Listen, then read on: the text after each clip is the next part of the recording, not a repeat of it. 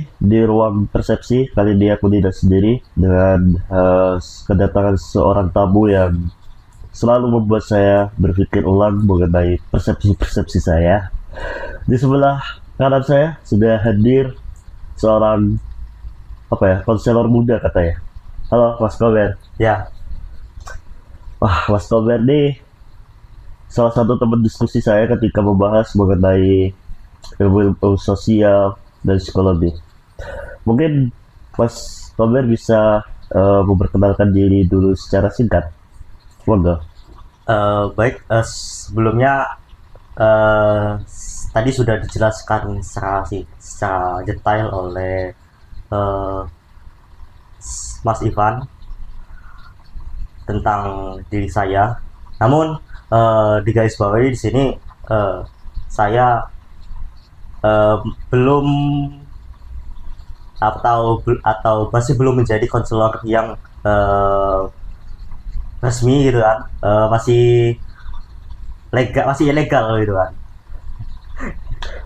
Ya, ilegal itu sama legal bedanya cuma satu huruf, Mas. Oh iya ya, iya emang cuma satu tuh. Ya, tapi yang jelas secara garis besar saya belum resmi gitu. Masih awal-awal, oke. Jadi dan saya juga masih mendalami tentang ilmu seputar konseling gitu. Nah, jadi ya apa yang saya jawab atau apa yang akan saya paparkan di pembahasan kali ini yaitu hanya sebatas apa yang sudah saya ketahui dan apa yang sudah saya baca selama ini gitu. Keren, keren, keren. Ini salah satu cara merendah paling baik gitu kan. Oh, ada bisa. Oke, oke. Ah, kita mungkin mulai dari satu pertanyaan besar ya. Disabilitas atau difabel ini bisa nggak sih untuk bermain di dunia gitu sebagai pemain dan apa saja yang bisa mereka lakukan gitu. Mungkin pertama kali perlu kita jelaskan apa itu difabel dan apa itu disabilitas. Mungkin pertanyaan pertama itu, Mas Kober. Disabilitas. Disabilitas tuh eh secara singkatnya ya, kalau disabilitas itu lebih kepada status kelompok gitu kan. Nah, sementara kalau difabel, kali ini kalau yang saya yang ada di kepala saya, difabel adalah sesuatu yang merujuk pada status seseorang yang lebih spesifik gitu kan, difabel netra, difabel tuli dan lain sebagainya. Sementara jika digabung semuanya ada tuli tuli ada tunanetra, ada daksa dan lain sebagainya, itu jika digabungkan dan dikelompokkan maka terbentuklah kosakata yang namanya disabilitas gitu. Berarti difabel itu lebih khusus, sedangkan disabilitas itu lebih universal gitu. Nice, nice. Oke, oke. Berarti kita membahasnya difabel netra aja, karena yang lebih lingkupnya lebih bisa kita pahami gitu kan. Ya, ya. Untuk difabel netra sendiri, Mas, bagaimana sih cara mereka untuk mengenal dunia gitu? Dengan cara apa mereka bisa memahami dunia ini bekerja? Sebetulnya yang namanya apa manusia, humanisme gitu kan, mereka memiliki cara tersendiri untuk melakukan survive di dalam menjalani kehidupan ini gitu kan. Nah, termasuk juga para penyandang disabilitas netra itu, mereka juga mempunyai cara berbeda untuk mengenali dunia. Ada yang mereka dengan bertanya kepada orang sekitar, bagaimana deskripsi lingkungan yang ia tinggali. Ada pula yang dalam lingkup yang lebih besar mengetahui tentang langit beserta isinya atau belahan dunia lain. Itu biasanya mereka melalui bacaan gitu. Jadi mereka dengan membaca banyak buku gitu kan, seperti perkataan seorang content creator di sebelah saya ini juga, dia pernah mengatakan kalau buku adalah jendela dunia.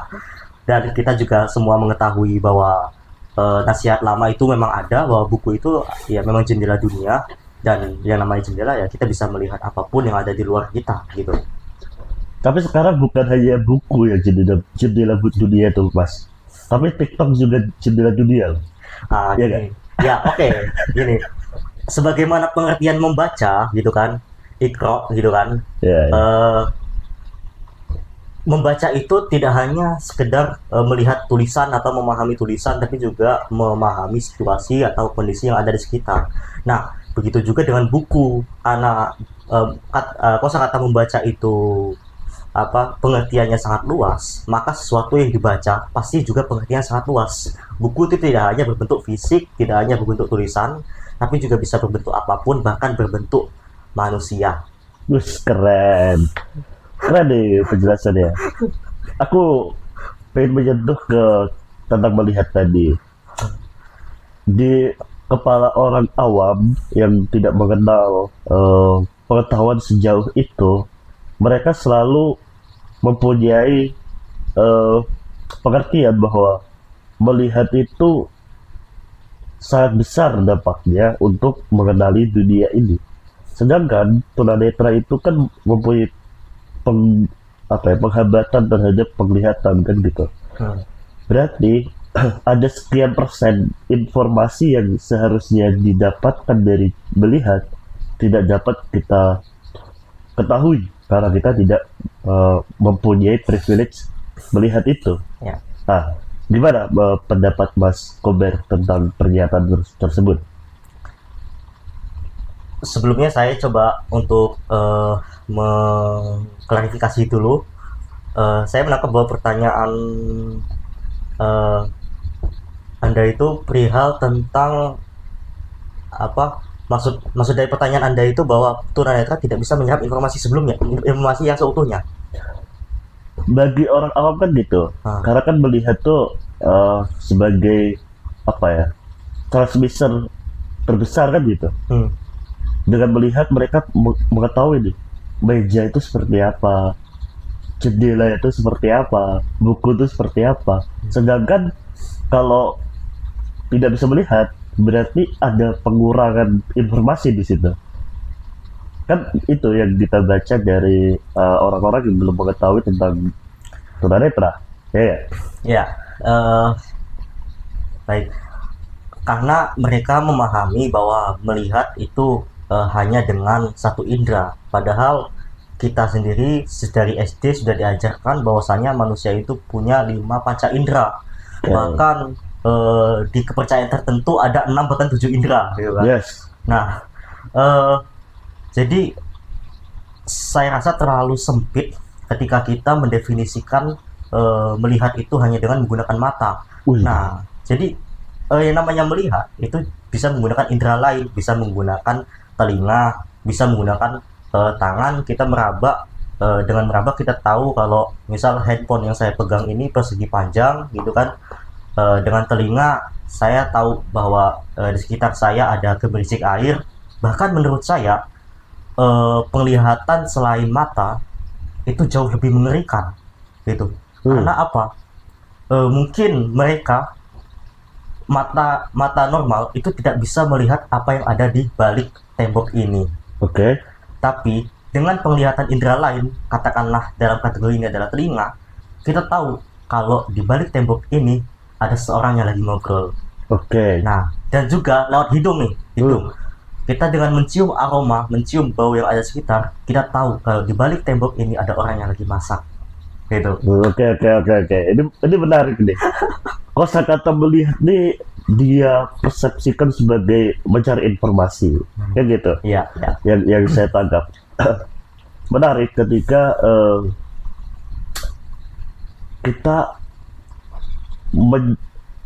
mendeskripsikan melihat itu sebagai mencari informasi.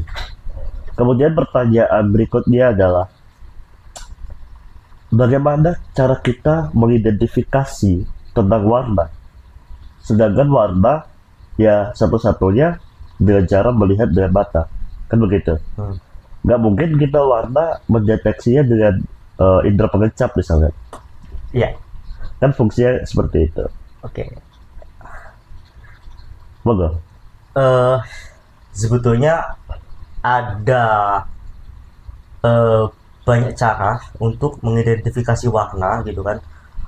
Eh, karena gini, saya meyakini bahwa dunia ini sangat luas gitu kan. Oke. Jadi saya tidak bisa atau bahkan mungkin tidak berhak untuk mengatakan bahwa disabilitas netra itu tidak bisa mengidentifikasi warna.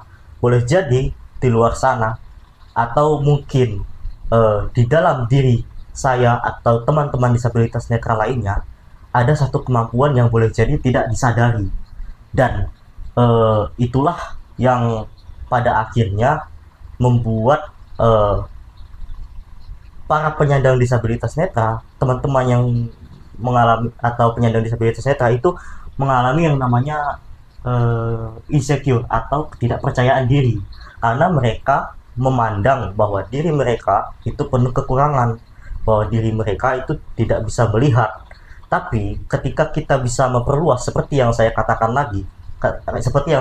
tadi tentang definisi melihat, itu bisa mengurangi persentase kita untuk merasakan yang namanya insecure atau mengalami yang namanya ketidakpercayaan diri gitu. Jadi ketika kita menyadari bahwa kita mempunyai kemampuan lain yang dititipkan oleh Tuhan, maka disitulah kita bahkan akan menganggap bahwa kita itu bukan disabilitas netra.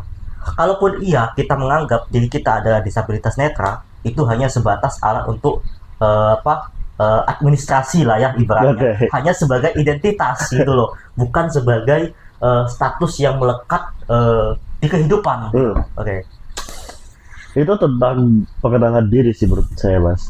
Ketika kita setelah mengenali diri kita sendiri dan kita menerima apapun yang ada di dalam diri kita akan mampu mempunyai kemampuan yang Mas bilang tadi tentang melihat dengan cara yang berbeda. Tapi bagaimana dengan disabilitas atau difabel netra yang belum mempunyai pengelolaan emosional setinggi itu? Mereka kan tercipta dari lingkungan, kan gitu. Ketika lingkungan mereka mengajarkan mengenai hal-hal yang insecure, mereka akan cenderung memandang dunia ini dengan cara yang suram, negatif. Bagaimana kita mengedukasi mereka supaya tidak terjebak pada pola-pola yang seperti itu? Baik, sebetulnya ini saya cukup miris juga, karena saya memandang sebenarnya disabilitas netra itu mempunyai potensi besar untuk mereka itu pede gitu loh dengan diri mereka. Kenapa?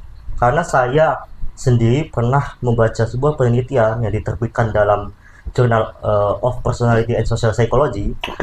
Di situ dikatakan bahwa seseorang yang mengirim pesan di sosmed, katakanlah yang sering kita gunakan itu WA, menggunakan voice note atau pesan suara, itu cenderung lebih pede daripada mereka yang menggunakan teks. Kenapa?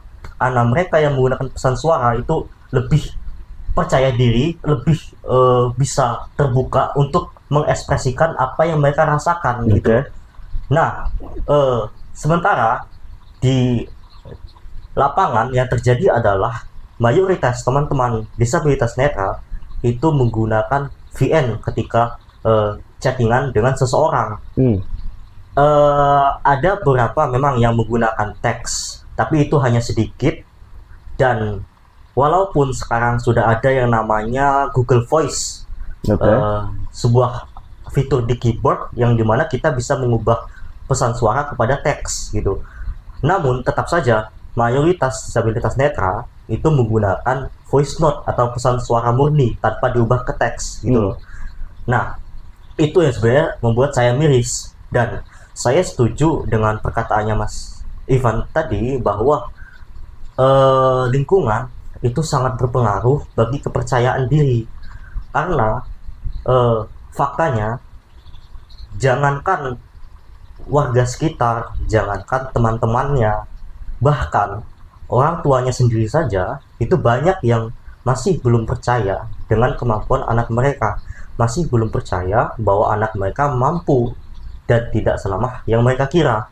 Itulah yang pada akhirnya pengalaman-pengalaman di masa kecil sampai di usia dewasa, hal-hal tersebutlah yang membentuk pemahaman di diri mereka bahwa mereka adalah manusia yang serba berkekurangan, manusia yang tidak sempurna, dan manusia yang penuh dengan kelemahan.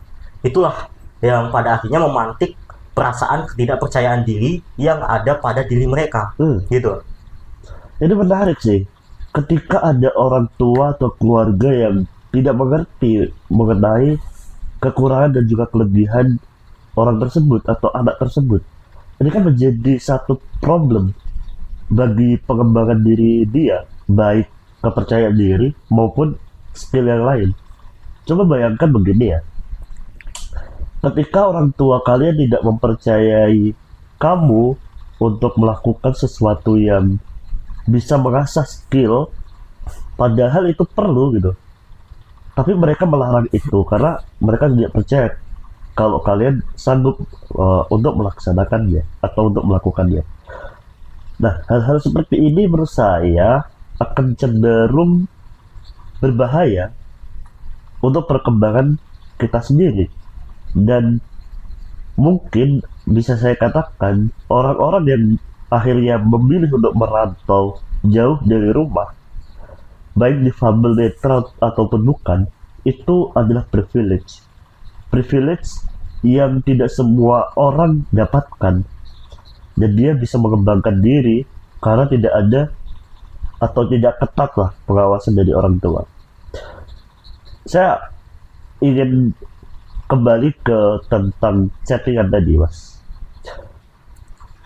Orang akan lebih cenderung tidak sabar ketika mendengarkan VN yang terlalu panjang. Itu adalah alasan mereka insecure untuk menggunakan voice note. Menurut Mas gimana tuh? Saya pribadi belum menemukan hal-hal seperti itu ya.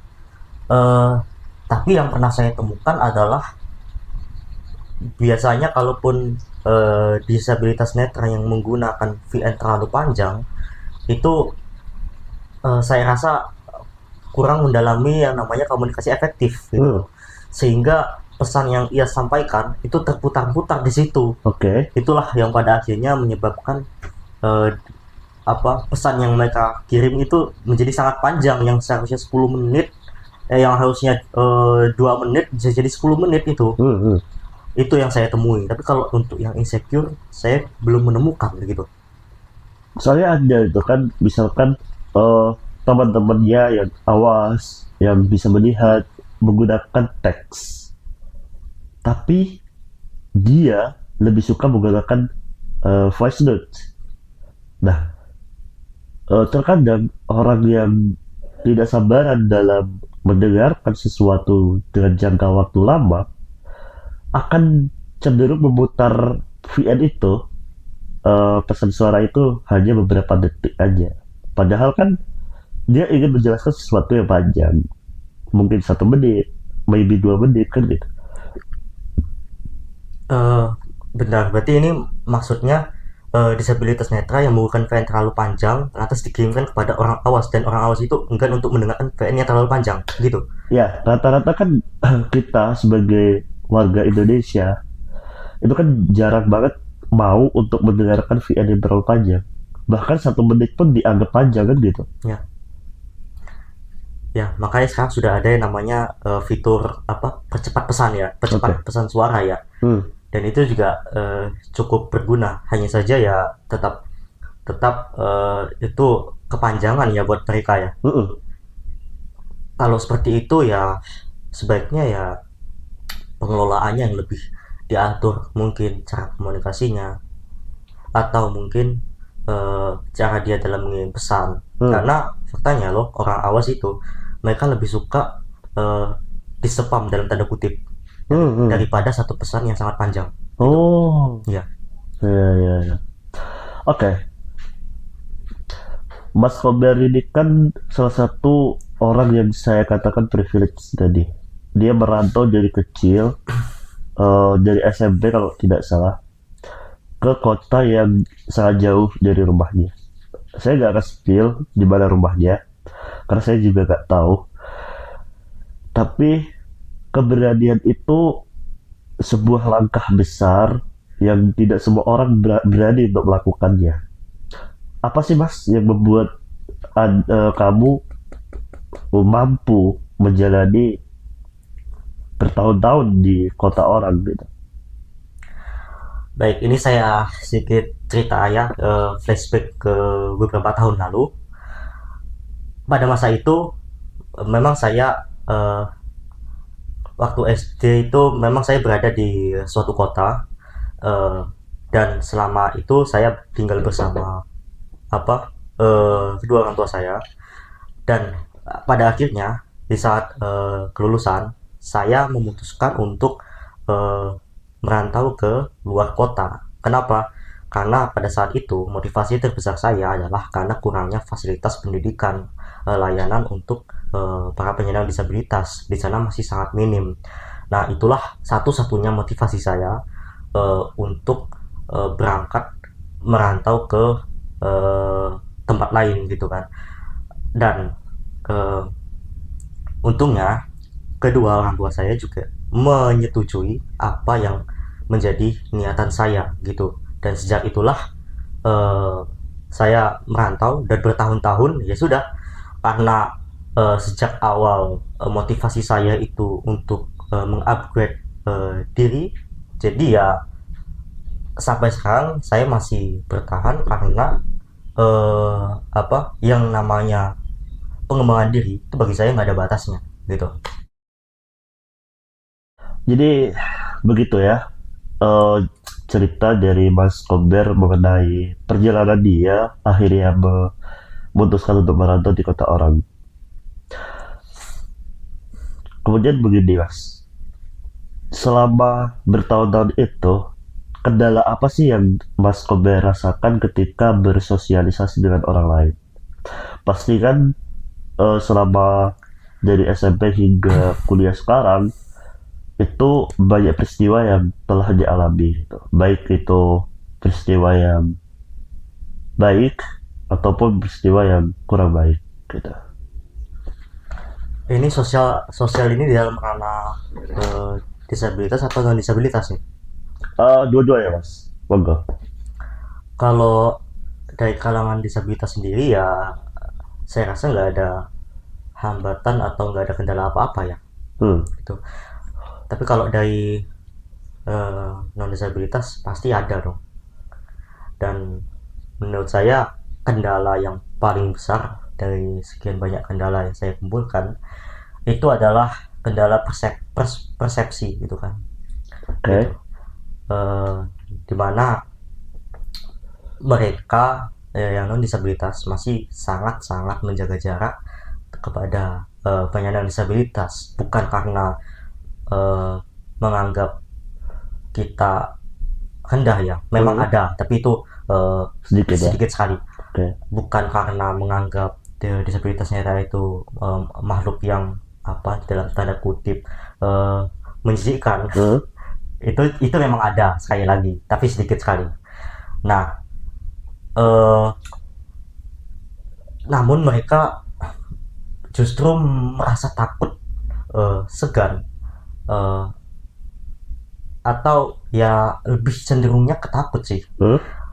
Takut untuk ketika berkomunikasi kepada teman-teman disabilitas siapapun itu ya, terlepas dari disabilitas netra, mereka takut untuk menyinggung perasaan, takut untuk salah bicara dan lain sebagainya.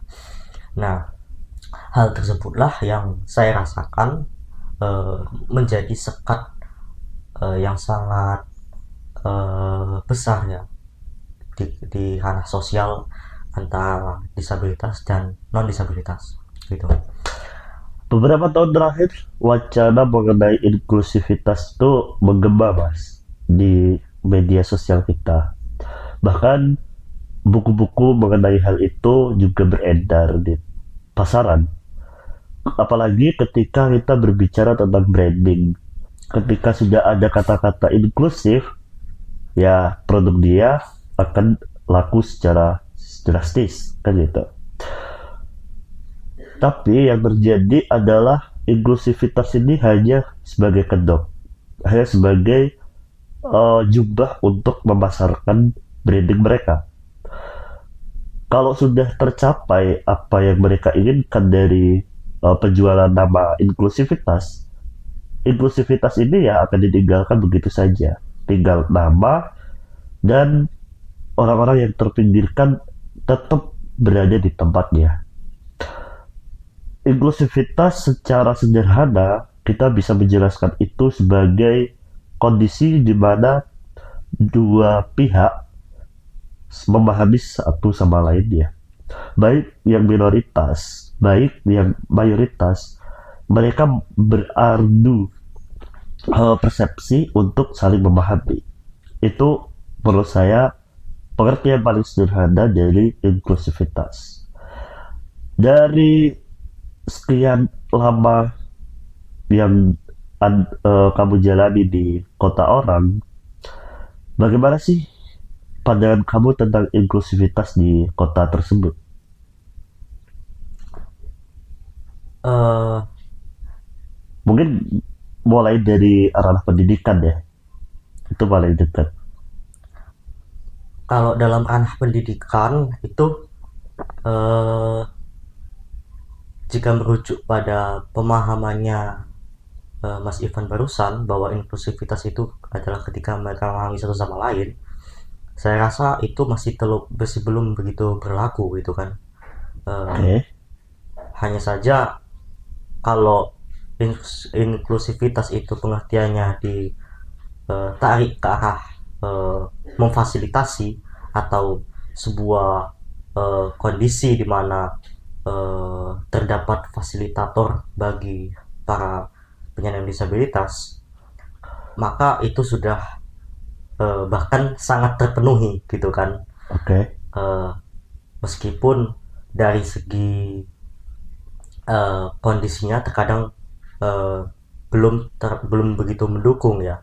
Misal kadang ada apa, gliding block tuh seperti apa definisinya? Kejeblok itu adalah satu garis atau satu jalan yang di sana tuh disediakan seperti rel, itu digunakan untuk para penyandang tunanetra berjalan di situ. Nah, itulah terkadang gliding block itu digunakan untuk memarkir sesuatu, misal motor, mobil atau kendaraan. Nah, itu salah satu contoh yang saya katakan bahwa dari segi fasilitas itu sudah cukup memadai, namun walaupun itu masih belum begitu mendukung kondisinya gitu kan, Hmm. lingkungannya masih belum terlalu mendukung gitu. Nah, sekarang kita masuk ke ranah luar pendidikan. Kalau dari luar pendidikan, saya merasa di kota ini itu justru sudah eh, cukup baik gitu kan. Dari segi fasilitas, pemerintah sudah menyediakan tadi ya namanya grading block gitu kan. Apa yang dikatakan Mas Kober tadi bahwa di kota ini mengenai masyarakat, kemudian fasilitas itu sudah mendukung banget tentang disabilitas. Semoga ya kota ini menjadi salah satu citra baik lah untuk memajukan tentang inklusivitas di Indonesia. Mungkin closing statement dari Mas Kober, monggo. Eh, Closing segmen dari saya ya seperti yang kita singgung di awal tentang pengenalan diri, bahwasanya kenalilah dirimu, kenalilah setiap potensi yang ada pada dirimu.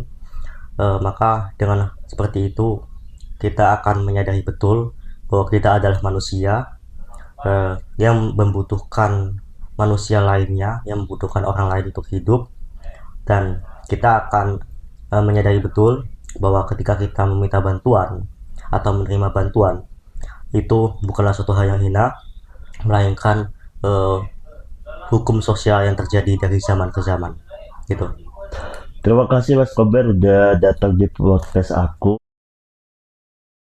Jangan lupa kritikan, masukan, like, comment, and subscribe. Dah.